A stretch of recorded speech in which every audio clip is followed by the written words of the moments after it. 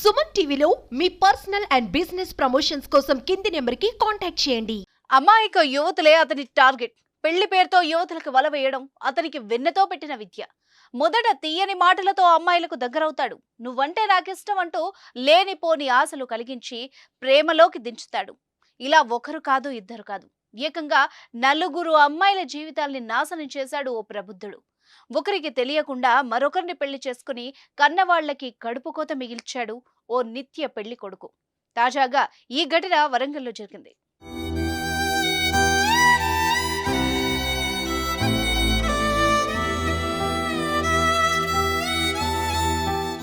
అతనికి అంతకుముందే 3 పెళ్లిళ్ళు అయ్యాయి. ఒకరికి తెలియకుండా మరొకరిని వేర్వేరు ప్రాంతాల్లో ఉంచాడు. వాళ్లతో సంసారం చేస్తూనే అమాయక యువతులకు వలవేస్తున్నాడు. ఇలా తాను చేసిన ఘనకార్యాలను కప్పిపుచ్చుతూ ఏకంగా ఎంగేజ్మెంట్ అయిన మరో అమ్మాయికి కూడా వలవేశాడు. ఆ అమ్మాయితో ప్రేమాయణం సాగించాడు.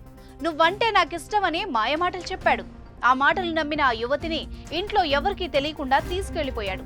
ఈ విషయంపై అమ్మాయి తల్లిదండ్రులు పోలీసులకు ఫిర్యాదు ఇవ్వడంతో నిత్య పెళ్లి కొడుకు అసలు భాగోతం పట్టబయలేదు.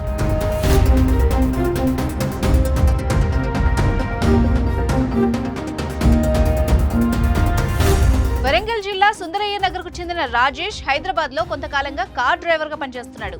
మొదటి నుంచి అమ్మాయిలపై మోజుండే రాజేష్ పెళ్లి పేరుతో డబ్బు, మరోవైపు అమ్మాయిలతో సుఖం దొరుకుతాయని కన్నింగ్ ప్లాన్ వేశాడు. ఈ క్రమంలోనే ఫిబ్రవరి 2022 చార్బౌలికి చెందిన సుమప్రియను ప్రేమించి పెళ్లి చేసుకున్నాడు. ఆమెకు విడాకులు ఇవ్వకుండానే అదే సంవత్సరంలో ఏపీకి చెందిన శ్రావణి అనే అమ్మాయిని రెండో పెళ్లి చేసుకున్నాడు. వీళ్లతో సంసారం చేస్తూనే సుందరయ్య నగర్ కు చెందిన సారికతో కూడా ప్రేమాయణం సాగించి 2024 ఫిబ్రవరిలో హైదరాబాద్ లోని ఆర్య సమాజ్ లో మూడో పెళ్లి చేసుకున్నాడు.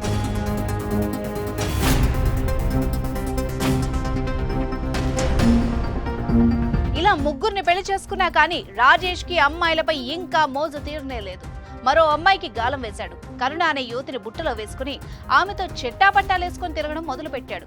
ఈ క్రమంలోనే సుందరయ్య నగర్ లో వీళ్ళిద్దరిని సారిక తల్లిదండ్రులు చూశారు. ఏం జరుగుతుందని అక్కడే నిలదీశారు. వాళ్లకు మాయమాటలు చెప్పి అక్కడి నుంచి ఎస్కేప్ అయ్యాడు. సారిక తల్లిదండ్రులు డయల్ 100కి ఫోన్ చేయగా జారీగంజ్ పోలీసులు ఘటనా స్థలానికి చేరుకున్నారు.